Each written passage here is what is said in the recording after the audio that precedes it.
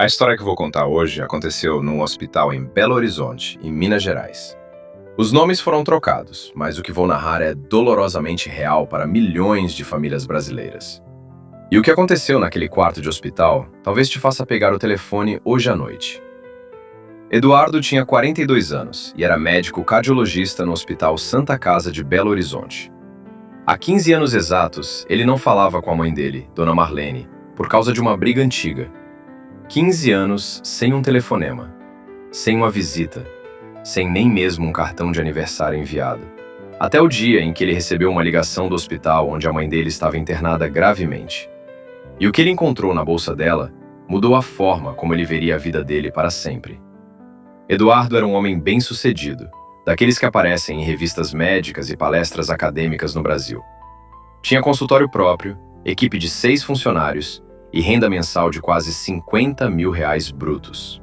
Casado com Renata há 12 anos, tinha 2 filhos pequenos chamados Sofia e Pedro, gêmeos de 6 anos. Mas Eduardo carregava um vazio dentro do peito que nem ele mesmo conseguia explicar para a esposa. Não falava com a mãe há 15 anos. Tinha contado para Renata apenas que tinha sido uma briga grande, mas nunca entrou em detalhes. Nunca contou o que realmente aconteceu naquele almoço de domingo distante. A verdade era que Eduardo se envergonhava da briga e tentava esquecer ela como se nunca tivesse acontecido. A briga aconteceu logo depois que ele se formou em medicina, quando estava noivo de Renata, em 2009. Dona Marlene não aprovava o casamento. Achava que Renata não era do nível do filho dela médico. Disse coisas duras sobre a família dela, sobre a aparência dela, sobre as ambições dela na carreira. Eduardo explodiu. Gritou com a mãe na frente de toda a família reunida naquele domingo doloroso. Disse coisas que nunca deveria ter dito, sobre o pai falecido, sobre a falta de amor da mãe. Disse: "Eu nunca mais quero te ver na minha vida. Você é a pior coisa que aconteceu comigo." Saiu de casa naquela tarde, bateu a porta com força e nunca mais ligou para a mãe dele. Casou com Renata 6 meses depois, sem convidar Dona Marlene para a cerimônia em São Paulo. Os filhos nasceram. As fotos foram postadas no Instagram, mas Dona Marlene nunca apareceu para conhecer eles.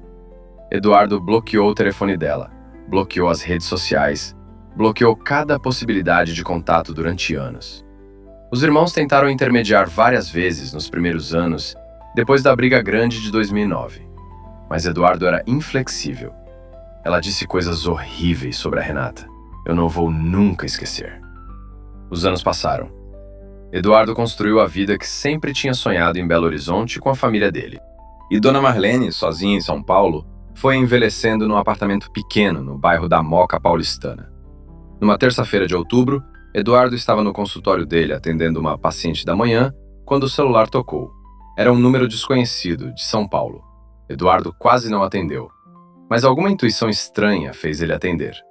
Do outro lado, uma voz feminina, jovem, dizia: "Dr. Eduardo Soares Mendes? Aqui é do Hospital São Camilo, em São Paulo." "Senhor, sua mãe, Dona Marlene Soares Mendes, sofreu um derrame grave esta madrugada. Está na UTI em estado crítico." Eduardo sentiu o chão fugir dos pés dele naquele instante. Pediu licença à paciente. Saiu do consultório imediatamente. Ligou para Renata. Pegou o primeiro voo de Belo Horizonte para São Paulo às 14 horas daquela mesma terça-feira. Durante o voo de 1h30, Eduardo não conseguiu pensar em outra coisa além da última frase. Aquela frase que ele disse para a mãe 15 anos antes, naquele almoço de domingo trágico do passado. "Você é a pior coisa que aconteceu comigo." 15 anos atrás. E agora ela estava morrendo num hospital sem ele. Eduardo chegou ao Hospital São Camilo às 17 horas, com os olhos vermelhos de tanto chorar dentro do avião. O médico de plantão explicou: "Sua mãe sofreu um AVC hemorrágico. Está em coma induzido. A situação é gravíssima, doutor." Eduardo entrou na UTI. Viu Dona Marlene pela primeira vez em 15 anos, deitada, conectada a vários aparelhos médicos. Ela tinha envelhecido muito. Os cabelos completamente brancos, as mãos finas, magras, o rosto enrugado pelo tempo. Ele quase não a reconheceu. Era a mãe dele, mas era também uma estranha que ele tinha rejeitado durante anos. A mãe que ele lembrava era forte, alta, com cabelos pretos e mãos firmes que ele segurava a criança. Aquela mulher frágil na cama parecia ter 50 anos mais velha do que a mãe que ele tinha deixado. Eduardo sentou ao lado dela, pegou a mão dela na mão dele e chorou em silêncio por quase 1 hora inteira. Pediu perdão, sussurrando. Disse que tinha sido um idiota. Disse que amava ela. Disse coisas que ela não podia ouvir. A enfermeira entrou no quarto gentilmente e disse: Doutor, encontramos esta bolsa com os pertences da sua mãe. Era uma bolsa antiga de couro marrom, gasta pelos anos. Eduardo pegou ela, agradeceu e voltou para o lado da mãe. Naquela noite, no hotel ao lado do hospital, Eduardo abriu a bolsa marrom para procurar documentos da mãe dele. E foi ali, naquele quarto de hotel, sozinho, que ele encontrou algo que mudou a vida dele para sempre. Dentro da bolsa havia uma caixa retangular de madeira, escura, do tamanho de um livro grosso de medicina. Eduardo abriu a caixa com mãos tremendo. E o que ele viu lá dentro deixou ele sem ar por vários minutos. Eram cartas. Centenas de cartas. Todas escritas à mão, em papel amarelado, todas endereçadas a ele especificamente. Mas nenhuma delas tinha sido enviada. Estavam todas guardadas, organizadas por data, numa pilha alta dentro da caixa. A primeira carta era datada de janeiro de 2010, 3 meses depois da briga grande de domingo. Eduardo começou a ler. A letra de Dona Marlene cobria as folhas amareladas com cuidado de quem ama profundamente. Meu filho querido, hoje completam 3 meses desde que você foi embora. Eu não consigo dormir mais à noite. Eu reli 1000 vezes o que eu disse sobre a Renata. Eu estava errada, meu filho. Eu peço perdão de joelhos. Não vou te enviar esta carta. Eu sei que você não quer me ver mais na sua vida. Mas eu preciso escrever para você. Ou eu vou morrer de saudade ainda nesta semana, meu filho querido. Eduardo passou para a segunda carta. Era de março de 2010. E a terceira. E a quarta seguida. Dona Marlene escreveu uma carta para o filho dela toda semana. Durante 15 anos exatos. Sem nunca enviar nenhuma. 780 cartas. Eduardo contou depois, com cuidado, sentado no chão do quarto de hotel à madrugada. Cada carta era um pedaço da vida que ela não pôde compartilhar com ele durante todos aqueles anos perdidos. Hoje, seu filho Pedro fez 3 anos. Eu vi a foto no Facebook da Renata. Ele tem seus olhos exatamente. Hoje a Sofia teve a primeira festa do colégio. Eu chorei vendo as fotos. Ela é tão linda, meu filho. Hoje fez 10 anos da nossa briga. Eu sonhei com você ontem. No sonho, você me abraçou e tudo voltou ao normal. Hoje eu fiz aniversário, 68 anos. Comprei um bolo pequeno, comi sozinha, como sempre faço agora. Eduardo lia, chorava, lia mais. Cada carta era um soco no peito dele. Cada carta era uma chance perdida para sempre.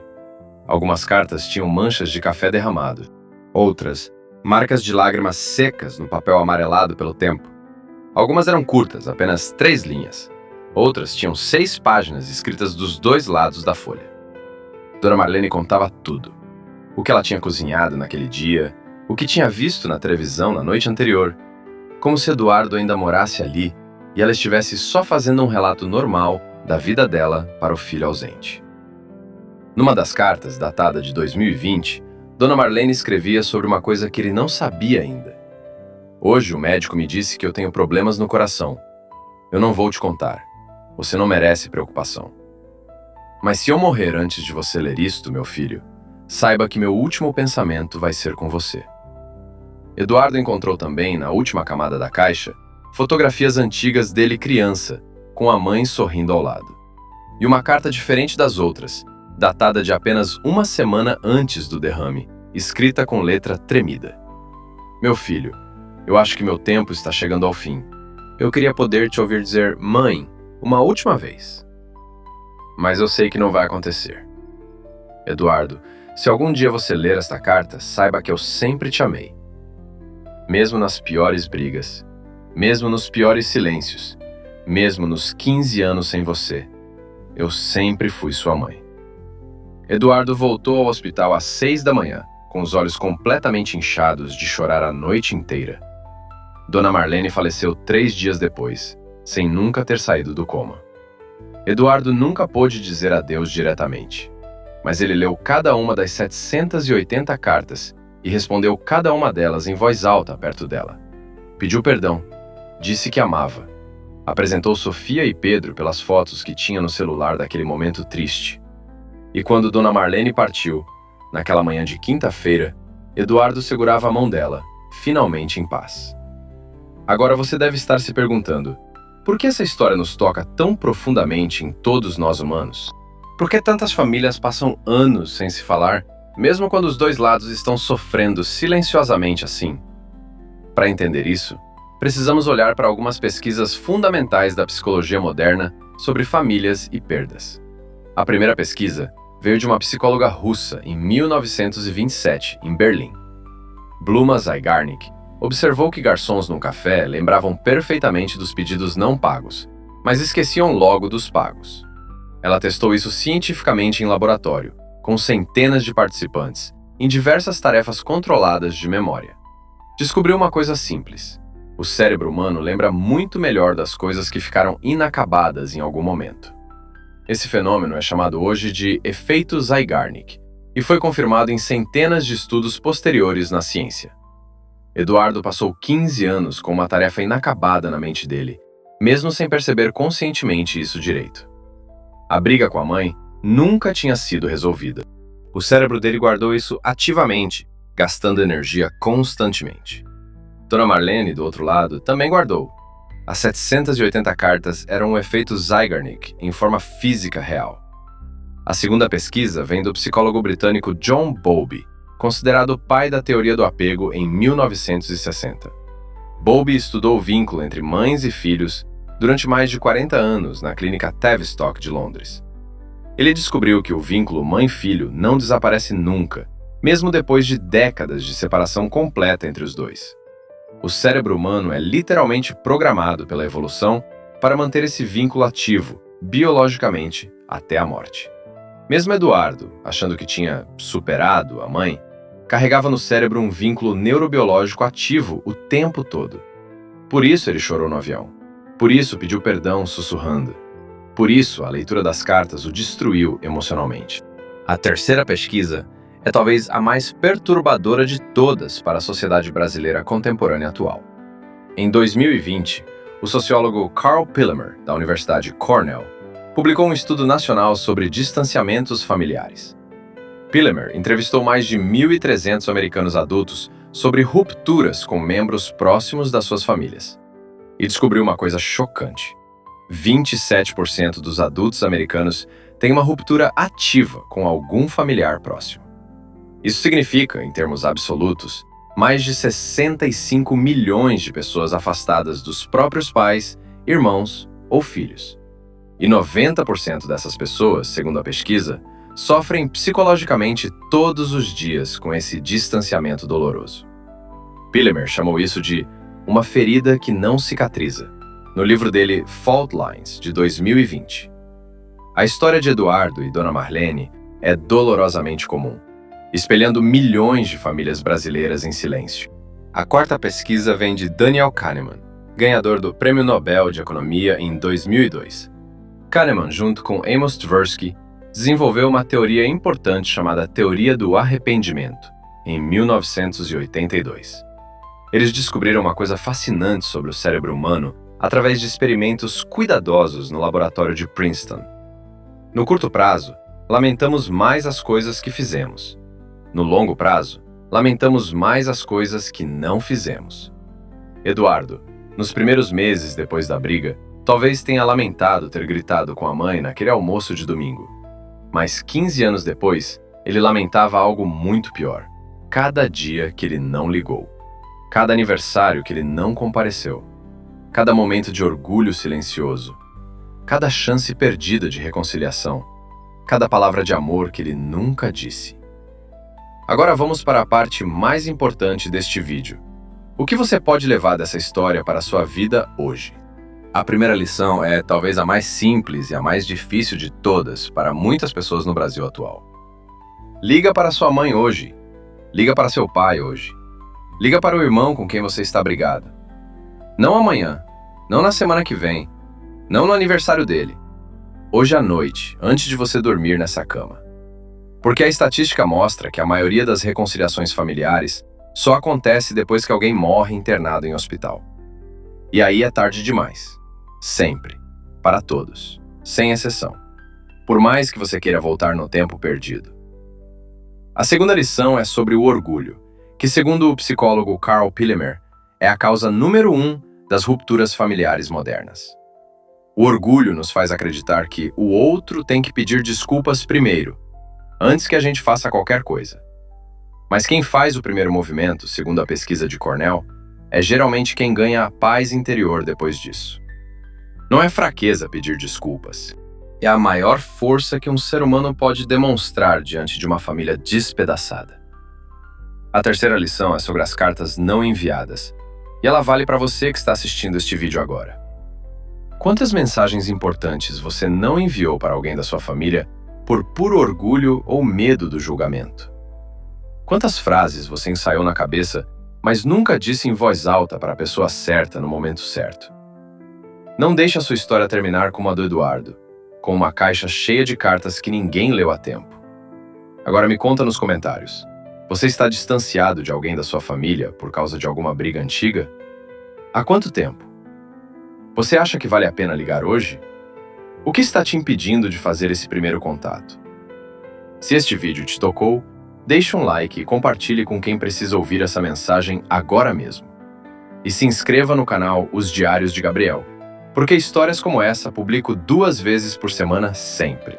No próximo vídeo, vou contar a história de um homem que perdoou o amigo que destruiu tudo na vida dele. Você não vai acreditar no motivo verdadeiro que estava por trás daquela traição enorme entre 2 antigos amigos. Até lá, eu sou o Gabriel e essa foi mais uma página dos meus diários pessoais que compartilho aqui. Ligue para sua mãe hoje. Ligue para seu pai hoje. Você nunca sabe quantas cartas ela já escreveu para você.